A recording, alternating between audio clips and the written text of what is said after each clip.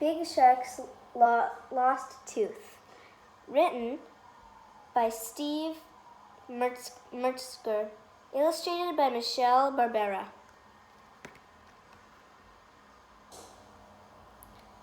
Chomp was a big lemon shark who loved playing hide and seek with his best friends, Ollie the octopus and Minnie the manta ray.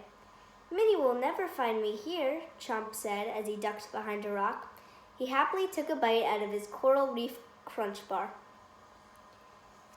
He felt something hard that wouldn't crunch. It was his tooth. It had fallen out.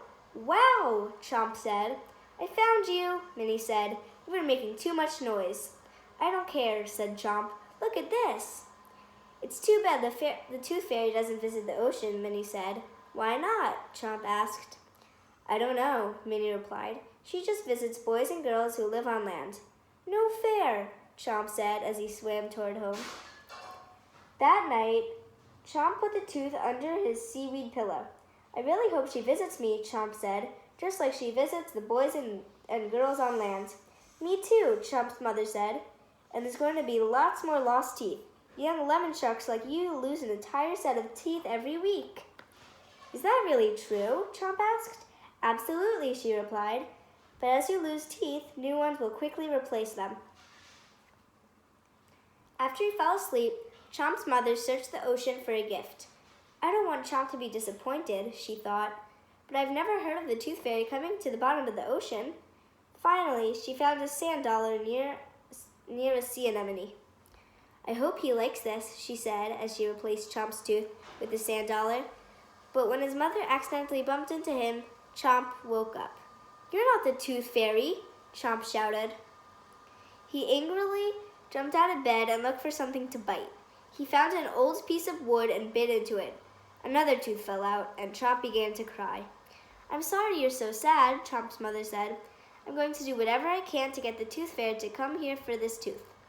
Chomp fell asleep and dreamed that the tooth fairy visited him. The next day, while Chomp was busy playing, his mother secretly wrote a letter to the tooth fairy.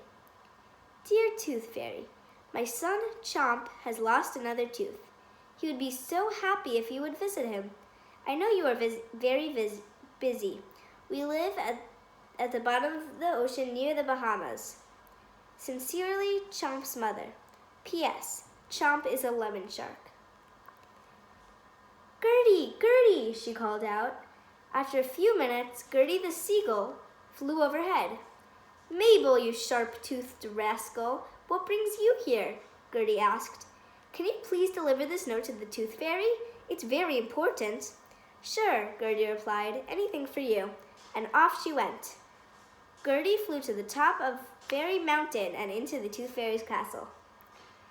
The tooth fairy grabbed her magic bag and flew out the window. She flew for hours and hours, checking her map along the way.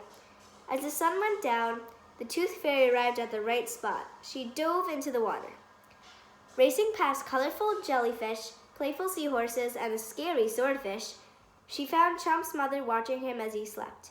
Chomp had already put his tooth under the pillow. "Maybe the tooth fairy will come tonight," Chomp's mother said in a soft voice. Then she turned and saw that the tooth fairy was standing right next to her. "Is it really you?" Chomp's mother whispered. "Yes, indeed," said the tooth fairy. "I just had to come after reading your letter." The tooth fairy reached into her bag and replaced Chomp's tooth with her gift. "Now I must go," she said. There are so many children I still need to visit." "Goodbye, tooth fairy," Chomp's mother said. "Thank you so much for coming." In an instant, the tooth fairy was gone. The next morning, Chomp woke up and immediately looked under his pillow. "It's a sparkly crystal," he said. It was the most wonderful thing he had ever seen. "Was the tooth fairy really here?" Chomp asked.